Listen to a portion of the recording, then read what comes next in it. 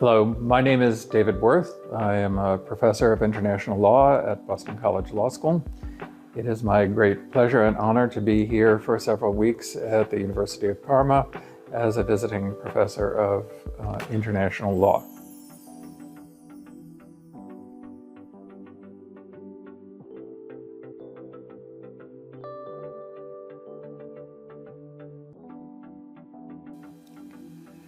Well, thank you for the question. My background, just so you understand where I am coming from. I grew up during a time in the United States and also in Europe that was known as the space race, ultimately leading to putting people on the moon in 1969. You might think of that as, for instance, the equivalent of artificial intelligence nowadays. It was getting a great deal of attention, and there was a great deal of concern and also support for work on scientific issues. So when I was a child, actually a relatively small child, but a school child, I received a great deal of scientific and mathematical training. That was the norm at the time. I ultimately went through high school in the US system and then on to college and pursued not law, which is my current occupation and preoccupation, but rather chemistry. So I have 2 degrees in chemistry, actually an undergraduate one and then a graduate degree in chemistry from Harvard. So I was originally planning on becoming a research chemist. And at this point in my life, I would have anticipated working in a lab, not necessarily sitting here talking to you at the University of Parma as a visiting professor of law. At some point, it occurred to me that I was interested in public policy issues much more. And so I changed course and went on to law school. In the US system, law school is a graduate degree. That turned out to be very fortunate for me because I was able to put together the scientific background and the legal training in my very first job at the US Department of State, that is the US Foreign Ministry. I was deployed working on a variety of multilateral negotiations in the United Nations, in the Organization for Economic Cooperation and Development, and in a variety of other settings on such issues as stratospheric ozone depletion, climate change, hazardous substances, largely because of my scientific background. At the time, international environmental issues were just beginning to take off. And so there were, first of all, a large number of these initiatives, and second of all, they did not have a terribly high profile. So I got an enormous amount of experience negotiating on the relationship exactly on the question that you have asked, which is the relationship between science and law. You should understand that the law that I work with is not exclusively, but pretty much very heavily weighted towards international law. So international negotiations on stratospheric ozone depletion, climate change, on international trade in hazardous waste, in hazardous chemicals, and pesticides. So one of the things that I saw in that work is the difficulty in connecting the scientific data set, that is the underlying scientific research, with the outputs from a policy point of view. The people who are doing the negotiations are generally not scientific experts.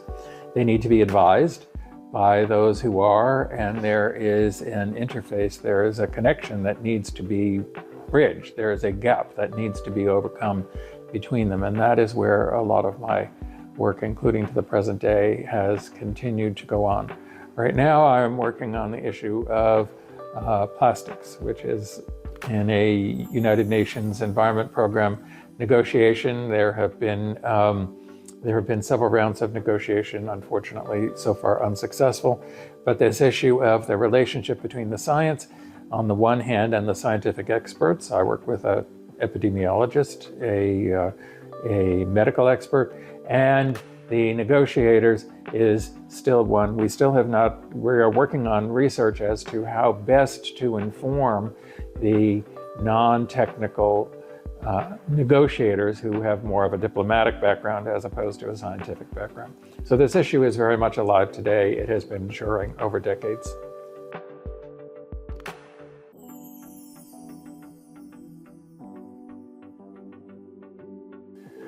Well, thanks for the question about how multilateral negotiations have evolved. They have, first of all, become much more complex. One of the big issues right now, of course, is climate disruption and climate change. There was, going all the way back to 1990, there was a big question about how to inform the diplomatic negotiations from the scientific side. The model that emerged is one called the Intergovernmental Panel on Climate Change, which has existed since 1990 and is still producing assessment reports on a reasonably regular schedule. The difficulty is how to, first of all, structure those scientific inquiries. This is basically a global risk assessment, including scientists from literally all over the world, number one. And number two, how to make sure that it's effective in informing the negotiations so that scientists can collect all the information that they want and make all the recommendations that they choose. And if it is not actually factored into the policy, then it doesn't necessarily go very far. So that connection, again, between the science and the diplomacy is one way that negotiations have evolved. Another is in participation by the public. One of the big agreements that I worked on, actually after I left the US government, was the 1987 Montreal Protocol on stratospheric ozone depletion. A colleague of mine and I, from a nonprofit, from an environmental advocacy group, the Natural Resources Defense Council, went to the negotiations as observers. As the name suggests, the expectation is that you literally sit there and observe. In other words, be quiet. Since we were there, we decided to ask for the opportunity to take the floor briefly and to present a statement on behalf of over 200 non-governmental organizations from around the world. The request was granted so that we had our paper document, which I introduced on the floor in the negotiations leading up to the 1987 protocol. To my knowledge, that was the first time that had ever happened. Nobody else, no other observers requested the floor that way, and so we broke new ground, particularly for non-governmental organizations, NGOs that are specifically interested in this subject matter. Now this has become an enormous undertaking, in fact, big business, if I may say so, so that the climate COPs, conferences of parties that occur every year, the most recent one was COP 30, which took place in Belém, Brazil, is attended by tens of thousands of observers. That grew out of that one small seed of one group requesting the floor one time, so that the public participation in these multilateral negotiations and public accountability has dramatically improved over the course of several decades, over the course of approximately 4 decades. So the tight relationship between the science on the one hand and the policy on the other, coming to the multilateral negotiators, a research project that my colleagues and I are still working on. And second of all, the substantial expansion of public participation in what otherwise would be government-to-government processes, such as occur in the United Nations, and generally do not include members of the public, do not generally include non-governmental observers, at least not as active participants. So I feel very fortunate to have been personally involved in the development of both of those trends over time, beginning at the start when this subject matter was just beginning to attract public attention worldwide.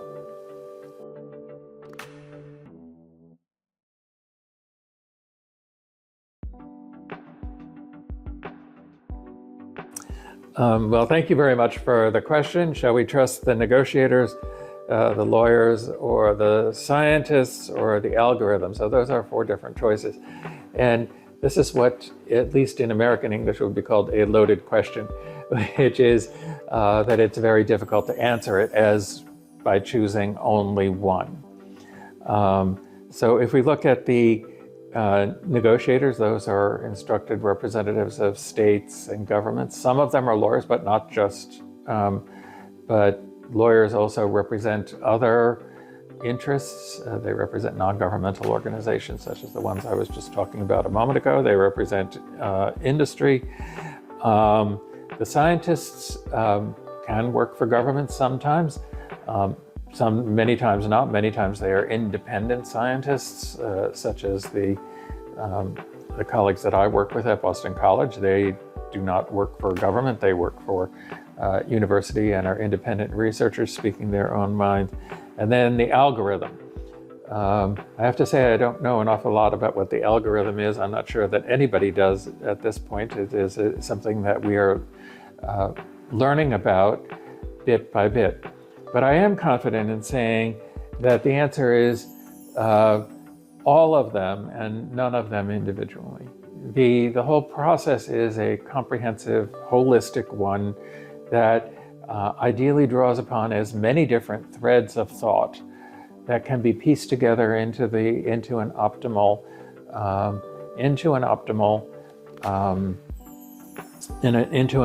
result. So excluding any particular perspective, excluding any approach, any particular discipline is probably a poor idea, because it will not represent the weight of authority. It will not represent the best thinking that can be brought to bear by the human mind. So let me give one example that was not specifically on your list, which is geoengineering, the process of perhaps seeding clouds with